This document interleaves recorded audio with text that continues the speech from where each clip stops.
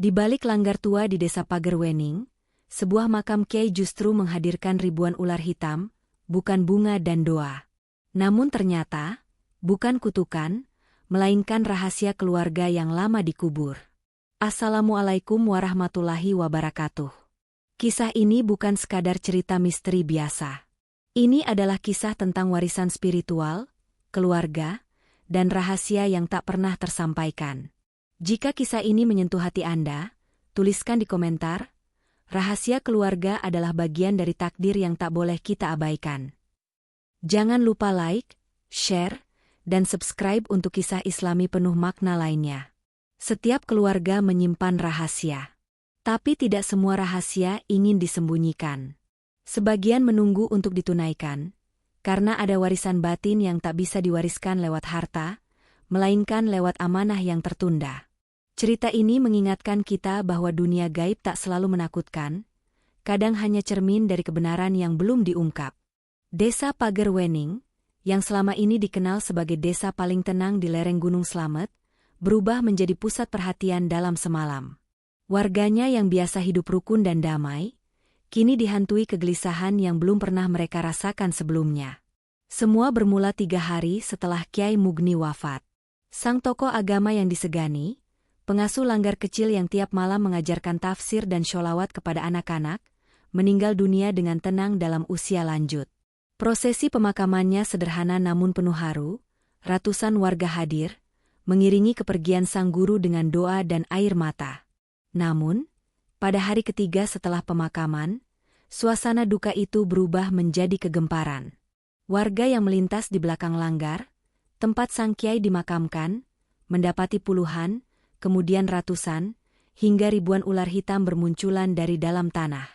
Mereka melingkar di nisan makam, mengular ke pekarangan rumah, merambat di tiang langgar, dan berdiam di bawah pohon-pohon sekitar pekuburan.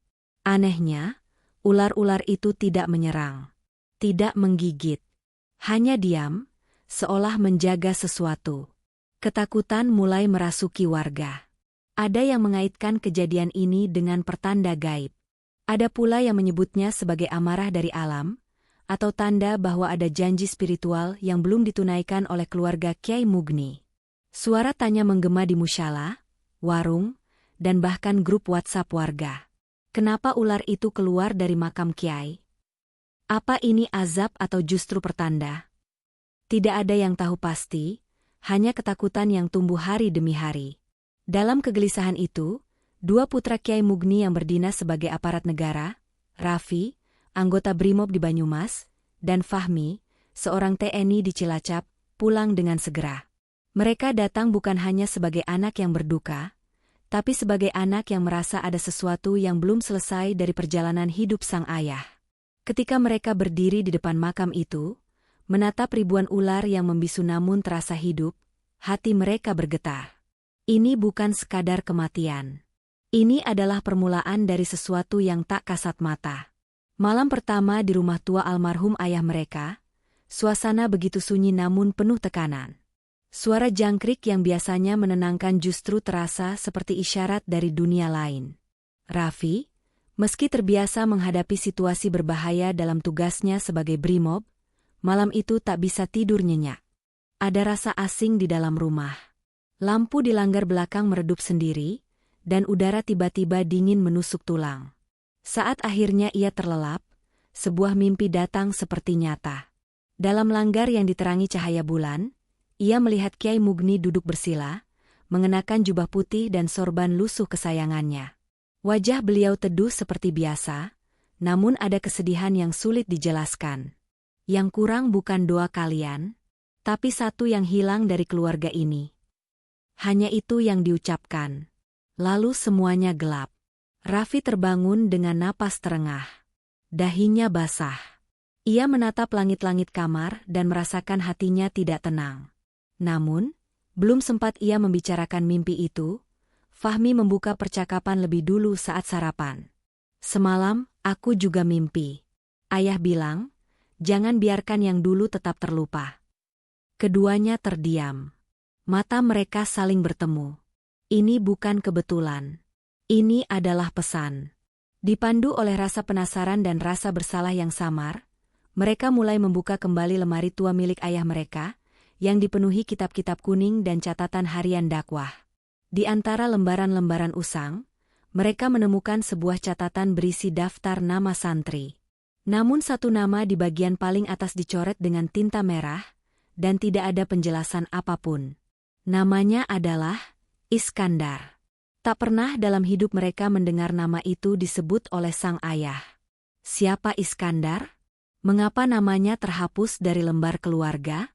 Raffi dan Fahmi tahu, jawaban tentang ular-ular itu bukan di Langgar, tapi di masa lalu. Matahari baru naik separuh ketika mobil tua milik keluarga Kiai melintasi tikungan menuju Aji Barang. Raffi menyetir, Fahmi duduk diam di samping, sementara radio hanya memutar salawat pelan. Keduanya menahan gejolak dalam dada. Tujuan mereka adalah pesantren Manbawel Huda, tempat yang pernah disebut ayah mereka dalam pengajian terakhir sebelum wafat, namun tanpa penjelasan panjang. Sesampainya di pesantren, mereka disambut hangat oleh santri muda dan dipersilakan duduk menunggu Kiai Hasan, pengasuh pesantren dan sahabat lama Kiai Mugni. Saat sang Kiai sepuh keluar dengan tongkat dan senyum tipis, Raffi langsung menyampaikan niat mereka. Nama Iskandar disebut.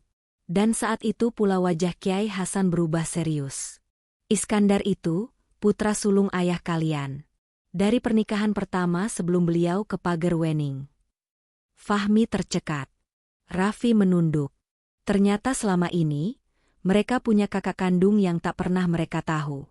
Dipandu oleh Kiai Hasan, mereka menuju asrama santri tua di bagian belakang. Di sana duduk seorang lelaki tua, berkopiah kusam dan wajah keriput, tengah membersihkan tikar mushola. Saat melihat mereka, ia berdiri perlahan. Aku tahu, akhirnya kalian datang, ucap lelaki itu. Iskandar? Tanya Raffi lirih. Ia mengangguk pelan. Aku hanya ingin mengaji. Tapi namaku dihapuskan oleh sejarah keluarga. Air mata menggenang di mata ketiganya. Iskandar tidak menunjukkan kemarahan, hanya kelelahan yang lama ia pendam.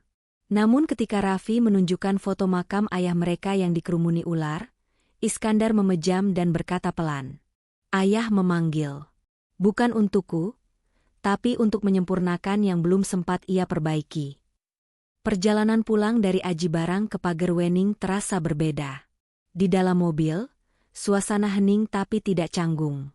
Iskandar duduk di kursi belakang, memandang keluar jendela, menyusuri hamparan sawah dan pegunungan yang pernah ia tinggalkan puluhan tahun lalu. Raffi dan Fahmi tidak banyak bertanya. Ada terlalu banyak yang ingin dibicarakan, tapi lebih baik menunggu waktu yang tepat. Sesampainya di desa, kabar kepulangan anak-anak Kiai Mugni bersama seseorang menyebar cepat. Warga berkumpul di sekitar Langgar, sebagian menyapukan pandangan waspada, sebagian lagi penasaran. Tapi suasana itu langsung berubah saat Iskandar berjalan menuju pusara ayahnya. Langkahnya pelan tapi pasti. Seolah bumi pun menahan napas. Ular-ular hitam yang sebelumnya memenuhi makam, perlahan mundur, satu persatu, seperti menerima perintah tak kasat mata. Iskandar berdiri tepat di hadapan nisan itu. Tangannya gemetar saat ia menyentuh batu sederhana dengan nama ayah yang dulu menyingkirkan dirinya. Air matanya jatuh. Bukan karena dendam, tapi karena rasa rindu yang tak pernah sempat diucapkan. Abah, aku kembali, bisiknya lirih. Dan saat itulah, awan mendadak terbelah, dan sinar matahari sore menyorot makam dengan kehangatan yang tak biasa. Angin berembus lembut.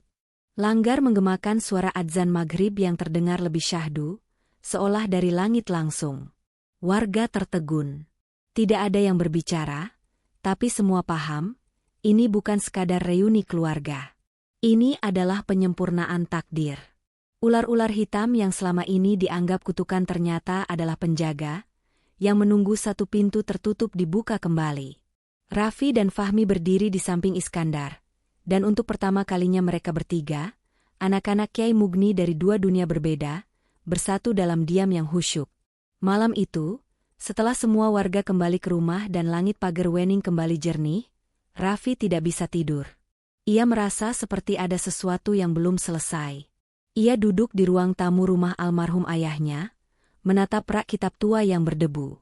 Di antara kitab tafsir dan kumpulan sholawat, matanya tertuju pada satu mushaf Al-Quran yang tampak lebih tua dan usang dibanding lainnya. Dengan hati-hati, ia menarik mushaf itu keluar. Sampulnya sudah sobek, warnanya menguning, namun aroma harum kayu dan tinta masih terasa. Saat ia membuka halaman tengahnya, sesuatu tergelincir dan jatuh ke lantai.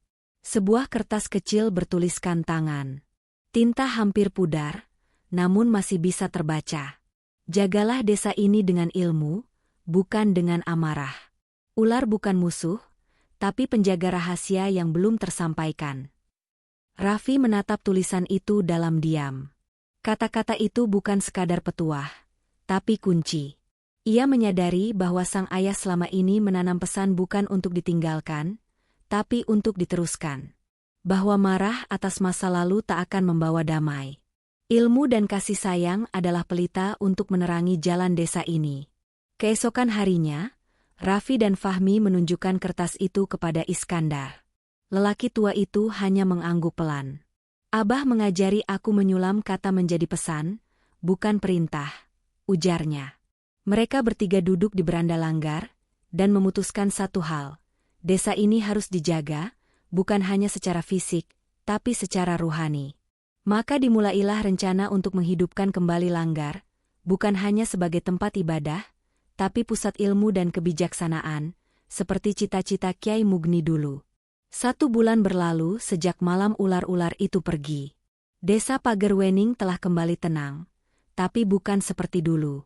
Sekarang, anak-anak kembali mengaji di langgar setiap malam.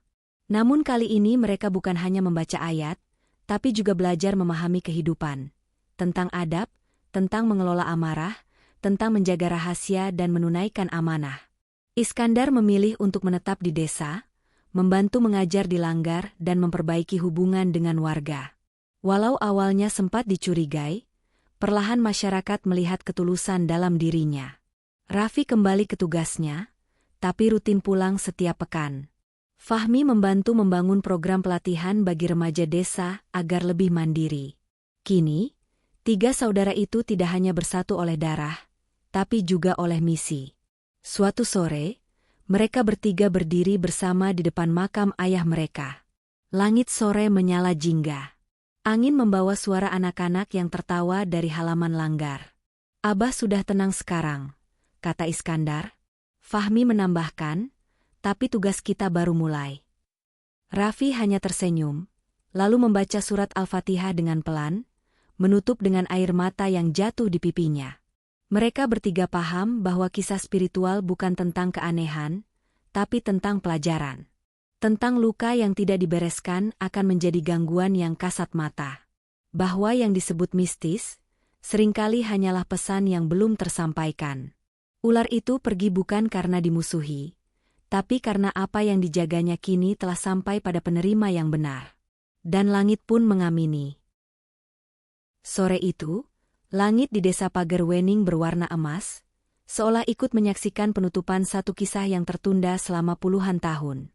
Raffi, Fahmi, dan Iskandar berdiri berdampingan di depan pusara Kyai Mugni, masing-masing dengan hati yang telah berdamai. Tak ada lagi bisikan ketakutan dari warga. Tak ada lagi ular hitam yang merayap.